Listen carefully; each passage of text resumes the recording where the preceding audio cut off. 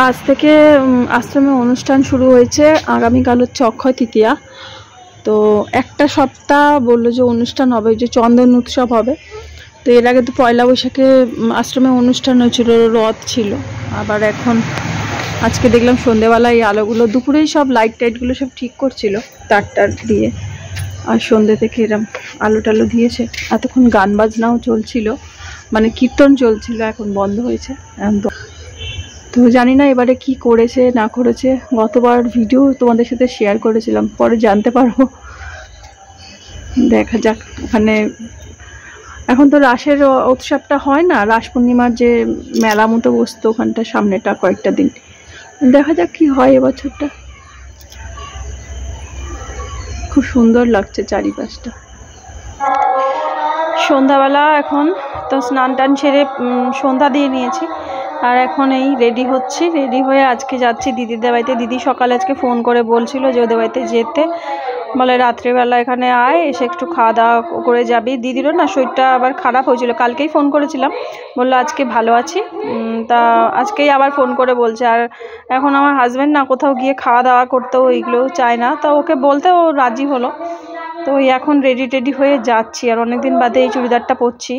গরমে এরম সুতির চুড়িদারটা পরতে বেশ ভালো লাগে, আর মানে আরাম লাগে। আর আজকে জানো তো সকাল থেকে দুবার বৃষ্টি হয়েছে, মানে খুব যে মারাত্মক বৃষ্টি তা না, অল্প অল্প করে হয়েছে। ওয়েদারটা ভালোই আছে। কালকে পরশু দিন থেকে না বেশ সুন্দরই ওয়েদার, এসি চালাতে লাগছে না, তো পাখা চালালেই হয়ে যাচ্ছে। তো ভাবলাম যে যাক এই চুড়িদারটা বার করি, এটাই পরে যাই।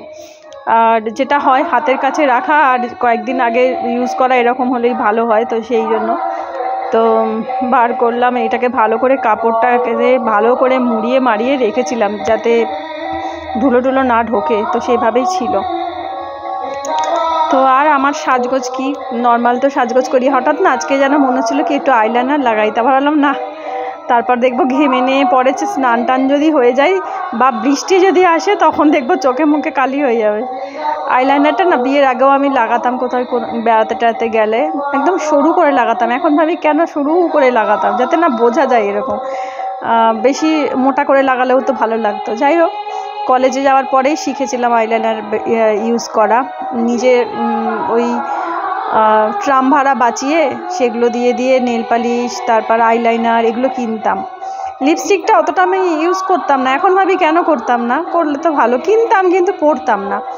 আর মাঝে মাঝে আইলাইনারটা লাগাতাম, নেল পালিশটা পরতাম, নেল পালিশটা ভালো লাগতো। আর তখন L18-এর বড়ো সাইজের L18 পাওয়া যেত। প্রথম আমি যখন L18 কিনি তখন 24 টাকা মতন দাম ছিল L18-এর, পরে তো ওটা আবার দাম বেড়েছে। আর তারও পরে মানে আমার যখন বিয়ে হয় সেই বছরটা, ওই সময় থেকে L18গুলো ছোটো ছোটো করে বেরোলো। একদিকে ভালো, ছোটোগুলো বেরোলে তাড়াতাড়ি শেষ হয়, যেটা এখন ভাবি যে ছোটোগুলো ভালো, কারণ এখন তো নেল পালিশ পরা হয় না। আর আগে পরতাম, ঘন ঘন শেষ হয়ে গেলে বিরক্ত লাগতো, দূর বাবা কদিন আগে কিনলাম শেষ হয়ে গেল। আর এখন তো ছোটো ছোটোগুলোই প্রচুর। লিপস্টিকও সেই সময় আমার বিয়ের সময়টাতে লিপস্টিকও ছোটোগুলো বেরিয়েছিল, কারণ ল্যাকমি ফেস পাউডার যেটা আমরা মাখি কম্প্যাক্ট, ওটার সাথে ফ্রি দিয়েছিল লিপস্টিক। তো ওটা পেয়ে আমি বেশ খুশি হয়েছিলাম যে এইটুকু একটা ছোট্ট লিপস্টিক, দেখতেও সুন্দর আর তাড়াতাড়ি শেষ হয়ে যাবে। এরকম একদিকে ভালো, ওই ছোটো ছোটো জিনিসগুলো তাড়াতাড়ি শেষ হয়ে যায়, নাহলে আমার ভীষণ জিনিস ডেট এক্সপায়ার হয়ে যায়।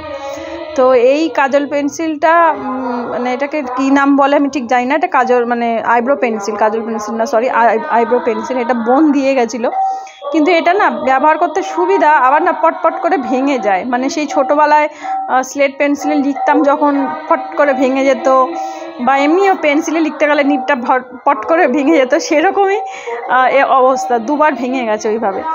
তো আমি কবে থেকে আমার হাজব্যান্ডকে বলছি যে আমাকে আইব্রো পেন্সিল একটা ল্যাকমির এনে দাও, কারণ ল্যাকমির পেন্সিলটা না সুবিধা হয় দিতে। কিন্তু জানো তো ল্যাকমিরও পেন্সিলগুলো এখন খারাপ হয়ে গেছে, কারণ পেন্সিলগুলো দেখেছি বেশ বড় পেন্সিল, যখন আমি মানে ইউজ করছি মাঝখান থেকে না ভেঙে গেল পেন্সিলটা। আবার অনেক সময় যখন ওটাকে কাটা হয়, মানে পেন্সিলের মুখটা যে কল দিয়ে যখন কাটা হয়, মানে একটা আমার ওই লিপ লাইনারের একটা আছে, ওইটা মুখটা দিয়ে কাটি। তো অনেক সময় দেখি কি ভেতরে না ওই কালো যে অংশটা, যেটা মানে পেন্সিলের মতো অংশটা যেটা থাকে, ওইটা দেখি ঢিলঢিলে মতো, মানে নড়াচড়া করে এইরকম। তো এই সিঁদুর টিঁদুর পরা হয়ে গেল, হাতেও একটু সিঁদুর লাগিয়েছি, আবার একটু হাতের মানে কি বলে কবজির কাজটা লেগে গেছিলো, একটু মুছে আসলাম। আর এখন ওই হাতে বলতে মানে শাঁখাতে লাগাতে গেছি, পলাতে এই লোহাতে লাগাতে গেছি, তখন ওই হাতে লেগে গেছে। ব্যাস লিপস্টিকটা লাগালে মুখটা বেশ অন্যরকম লাগে, তাই না? আর সিঁদুরের টিপটা আমার পরতে খুব ভালো লাগে, এমনি গুঁড়ো সিঁদুরটা তো পরতে ভালোই লাগে, আর এই সিঁদুরটাও ভালো লাগে। গুঁড়ো সিঁদুরটা পরলে বেশি চারিদিকে ছড়িয়ে যায়, এই হচ্ছে সমস্যা। আর আমি যে ভয়েস দিচ্ছি, আমাদের পাশে আশ্রমে 1 সপ্তাহ ধরে অনুষ্ঠান, ভিডিওর প্রথমে বলছিলাম, তো সেই জন্য সেখান থেকে গান বাজনা আসছে। তো আমি তো রেডি হচ্ছি, তো আমার হাজব্যান্ড বাড়ি ছিল না, ও এসে এখন বাথরুমে গেছে, রেডি হবে এসে, তারপরে বেরোবো। কখন বেরোবো জানি না, দেখি 6:45 বাজতে যায়। আমি খালি বলি যে আমাকে যেদিনকে তোমার নিয়ে যাওয়ার তাকে কত রাজ্যের কাজ বেরোয় সেদিনকে, এই হচ্ছে ব্যাপার। তো আমার তো পারফিউম বডি স্প্রে সেভাবে ইউজ হয়ই না, মানে ওটাতে না আমার একটু অ্যালার্জি মতো আসে, তো আজকে আবার একটু ইউজ করলাম, যে যা হবে দেখা যাবে। আর মাথার চুলটা এখন একটু লম্বা হয়েছে, ভাবছিলাম একটু কাটি, আর মা বলছে, বোন বলছে না একটু বড় আছে, ঠিক আছে ভালো লাগছে, এই করছে, কিন্তু গোছে হলে ভালো লাগতো, এই যা। আর এই লেমন কালারের মানে কুর্তিটা বেশ পরলে একটু ফর্সা ফর্সা লাগে। তো এদিকে তো রেডি হচ্ছি, আর কুট্টুস এখন বারান্দার না সরি বাথরুমের ওদিকে লাইট জ্বলে, তো ওই জায়গাটায় রয়েছে, রান্নাঘরের সামনেও থাকে, আজকে দেখি বাথরুমের ওদিকটাতেই রয়েছে। আর এই আমরা যখন বেরোবো তখনও শুরু হবে লাফালাফি ঝাপাঝাপি, আবার যখন আসবো তখনও তাই করবে, এই ওর চলে। তো দেখা যাক দিদি ওখানে যাই, গিয়ে পৌঁছাই। আর আমি কিন্তু এখন যে ভয়েসটা দিচ্ছি, ওই রেডি হয়ে বসে আছি, ভাবলাম এইটুকু যেটুকু আছে সেটুকু ভিডিও করলাম, এইটুকুই ভয়েস দিয়ে রাখি, তারপরে দিদিদের বাড়িতে গেলে তারপরে আবার তার সাথে জুড়ে দেবো। আমি আর আমার হাজব্যান্ড আজকে পুরো ম্যাচিং হয়ে গেছে। এই জামাটা আমার বোনপো দিয়েছে, সেটা পরছে, আমারটা মানে আমার জামাটা তো এখনো পরিনি, পরি দেখি, ফলে আজকেই এটা পরি, ওয়েদারটাও ভালো আছে, তাই জন্য ফুলাতাটাই পরে নিল।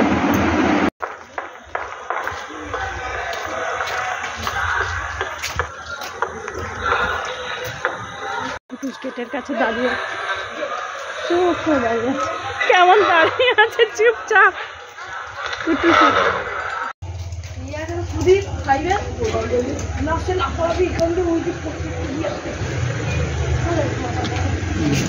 দেখা যাচ্ছে না, চলে যাবে, আসিস না,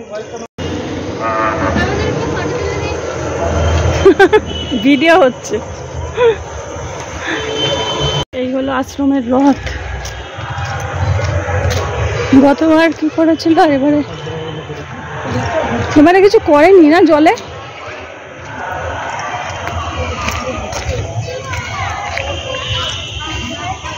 ও করেছে, ওই তো নৌকা করেছে, কিন্তু আলো জ্বলছে না তো,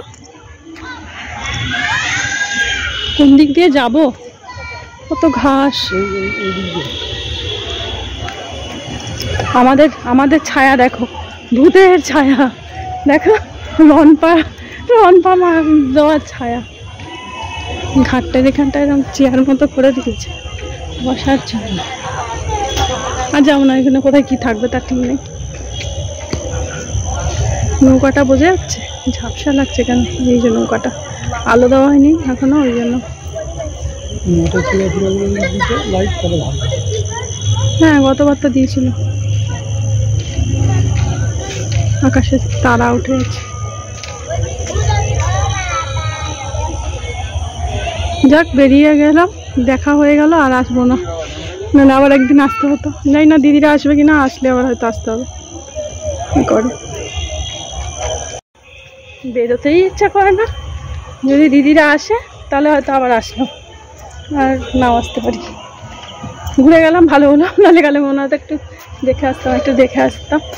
আর রাস পূর্ণিমাটা বেশ ভালো হতো, ওই সময়টা বেশি গরমও থাকতো না, আর এই জায়গাটা সুন্দর মেলার মতো বসতো, ভালো লাগতো, করার নেই।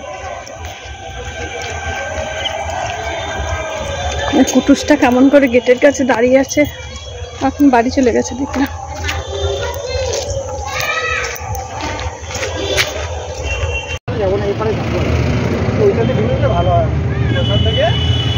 রাজলক্ষ্মীর অপোজিটে যে রাস্তাটা আছে, ওইটাতে ঢুকে ওই রাস্তা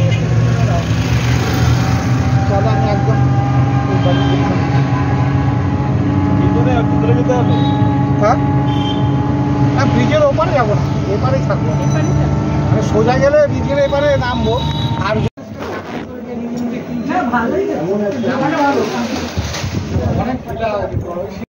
ছানার পকোড়া বানিয়েছে আর কফি।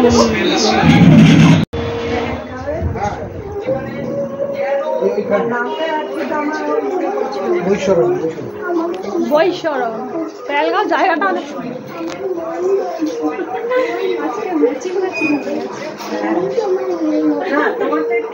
ওটা একটা হালকা, ওটা ফ্রেশটা, আর এটা হচ্ছে লেমন।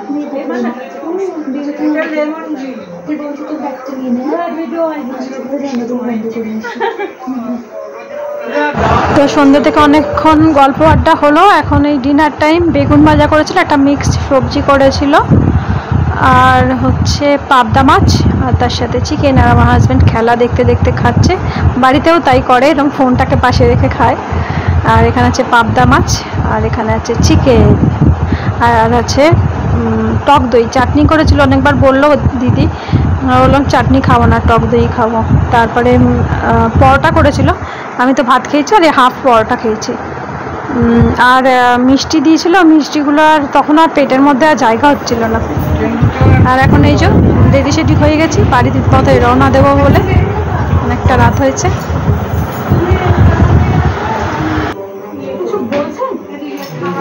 হয়ে গেছে।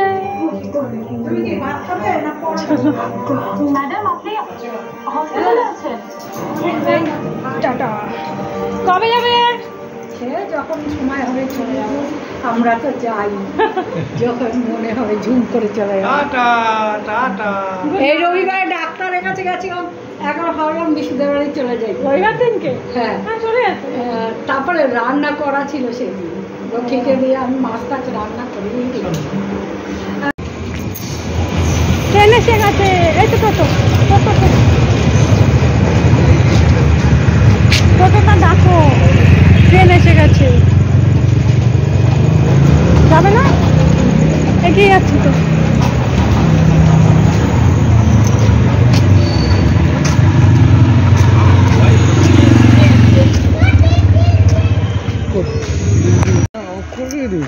দেখো সাবধানে, এই ছাতা এনেছো?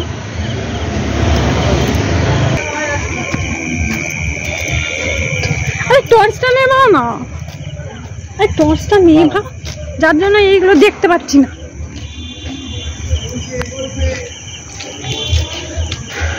বাইরে কিরকম ধোঁয়া, কুয়াশা কুয়াশা মতো। কি এইটা ভাল লাগছে, মাকড়সার জালের মতো। হ্যাঁ, এই যে এইটা, এই লাইটিংটা, দেয়াল ফাঁকা হয়ে গেছে। কি এটা? মাকড়সার জালের মতো, মোটর পাইপ একটা ফরওয়ার্ড ফরওয়ার্ড করে জল বেরোয়, সেরকম একটা ডিজাইন, নিচেরটা ওপরটা জাল। ও জাল, জাল, জালে মাছ তো। বিড়াল, বিড়ালের কান দুটো তো কিসব জাল মাথায় এসেছে, বানিয়ে দিয়েছে। ডানা, অনেক লাইটিং দেওয়া আছে। এই পাঁচিলটার অবস্থা খুব খারাপ আশ্রমের।